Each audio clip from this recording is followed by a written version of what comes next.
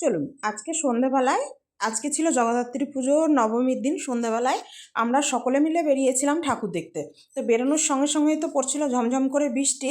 তা কিছুটা যাওয়ার পর দেখলাম বৃষ্টিটা থেমে গেল। তারপর এখানে ঢুকেছিলাম প্রথমেই যে ঠাকুরটা দেখতে, মানে তার আগেও অনেকগুলো ঠাকুর দেখেছি, কিন্তু সেখানে না এত বৃষ্টি ছিল যার জন্য আমরা নামতে পারিনি। তো এখানে ঢোকার পর দেখছি এখানে না প্রসাদ বিতরণ হচ্ছিল। তা আমরাও এখানে লাইনে দাঁড়িয়েছিলাম, দাঁড়িয়ে না প্রসাদ নিয়েছিলাম। আর প্রসাদ মানে তো সবসময়ের জন্যই খুব সুন্দর হয় খেতে। এখানে প্রসাদ খাওয়ার পর গিয়েছিলাম আরেকটি জায়গায় ঠাকুর দেখতে।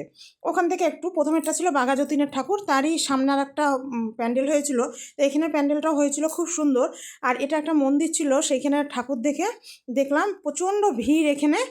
আর ওখানে না নরনারায়ণ সেবার আয়োজন ছিল, তো সেখানেও দেখলাম অনেক লোকজন খাচ্ছিল।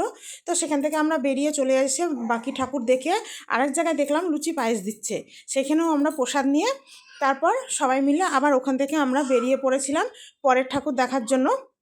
তো পরের ঠাকুর দেখলাম, দেখে মানে ওগুলো সব নামতে দিচ্ছিল না যেহেতু রাস্তার উপরে।